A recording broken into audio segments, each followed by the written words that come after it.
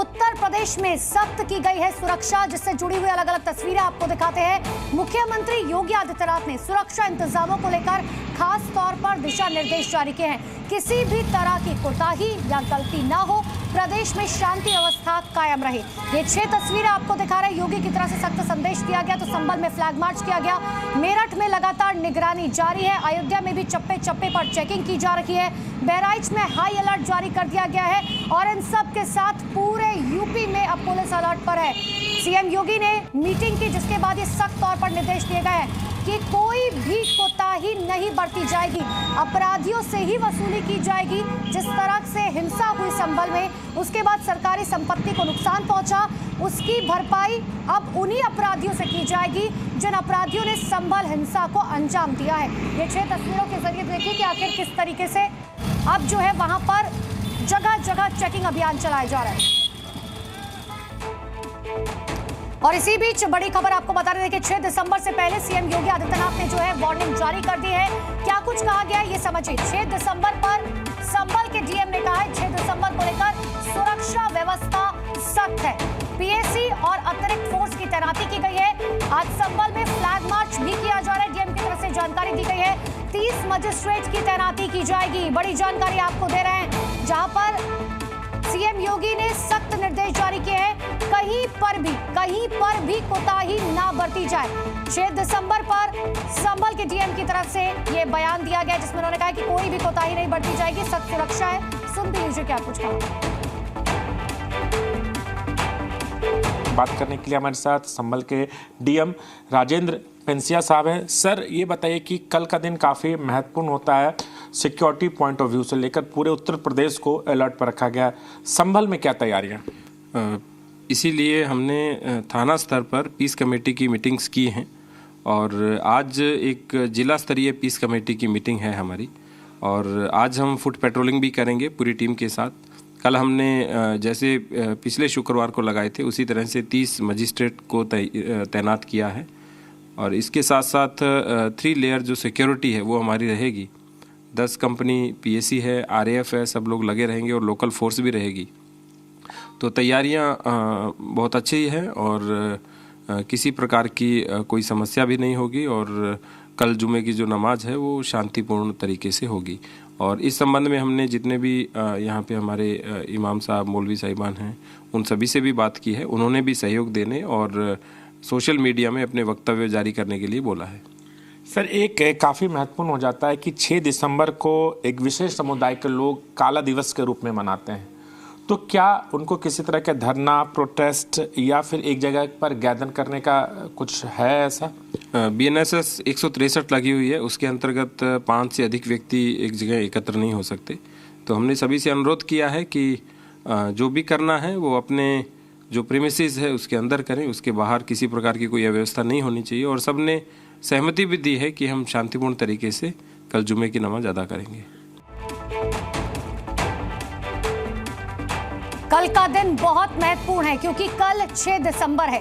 अयोध्या में कथित ढांचा विध्वंस की बरसी, लेकिन उससे पहले ही यूपी के मुख्यमंत्री योगी आदित्यनाथ ने दंगाइयों को अल्टीमेटम जारी कर दिया है। संभल के दंगाइयों को चेतावनी देते हुए सीएम योगी ने कहा, कोई बख्शा नहीं जाएगा, चुन चुन कर हिसाब होगा। हिंसा में नुकसान की भरपाई होगी और उन्हीं दंगाइयों से की जाएगी जिन्होंने हिंसा की है। देखिए हमारे खास रिपोर्ट। 12-15 लोग जाएंगे हाथों में तलवार लेकर के, जो दिखेगा ऐसे मारेंगे, ऐसे मारेंगे। और तब भी उम्मीद करते हैं कि सरकार उन पे लाठी न बरसाए। उसकी सुरक्षा में सेंध लगाने का कार्य करे क्या, तो अगले चौराहे पर उस सोहदे का इंतजार यमराज कर रहा होगा। देश के अंदर कहीं दंगा होता है, उत्तर प्रदेश पीएसी के जवानों को बुलाया जाता है दंगाइयों को कायदे से ठुकाई करने के लिए। पहले संभल में हिंसा और बवाल, अलीगढ़ में दंगाइयों, पत्थरबाजों के समर्थन में प्रदर्शन और नोएडा में किसानों के प्रोटेस्ट की आड़ में बवाल की साजिश। और कल 6 दिसंबर है, उसके लिए भी दंगाइयों को योगी का अल्टीमेटम आ गया है कि दंगाइयों सावधान हो जाओ। देश के अंदर कहीं दंगा होता है, उत्तर प्रदेश पीएसी के जवानों को बुलाया जाता है दंगाइयों को कायदे से ठुकाई करने के लिए। दंगाई सब ढीले पड़ जाते हैं, सब अपने अपने घरों में दुबक जाते हैं और दंगा शांत हो जाता है। यही तो है योगी मॉडल। अब वसूली भी होगी, पोस्टर भी छपेगा। छप गए हैं पोस्टर, नहीं बचेंगे संभल के दंगा मास्टर। संभल के दंगाइयों के हिसाब का योगी मॉडल। 15 लोग जाएंगे हाथों में तलवार लेकर के, जो दिखेगा ऐसे मारेंगे, ऐसे मारेंगे। और तब भी उम्मीद करते हैं कि सरकार उन पर लाठी न बरसाए। उम्मीद करते हैं शांति से हम उनकी आरती उतारे। ये नहीं हो सकता, क्योंकि योगी कहते आए हैं जो कायदे में रहेंगे वो फायदे में रहेंगे। कानून से खिलवाड़ करने वालों का अगले चौराहे पर यमराज इंतजार करते दिखाई देंगे। उसकी सुरक्षा में सेंध लगाने का कार्य करे क्या, तो अगले चौराहे पर उस सोहदे का इंतजार यमराज कर रहा होगा। उसको फिर यमराज के यहां भेजते से कोई रोक नहीं पाएगा। कल 6 दिसंबर है। ढांचा विध्वंस की बरसी पर हर साल यूपी पुलिस अलर्ट पर रहती है, लेकिन योगी ने अभी से दंगाइयों को अल्टीमेटम दे दिया है। उनकी ऑफिस से सोशल मीडिया पर पोस्ट किया गया, किसी भी जिले में अराजकता की छूट नहीं मिलेगी।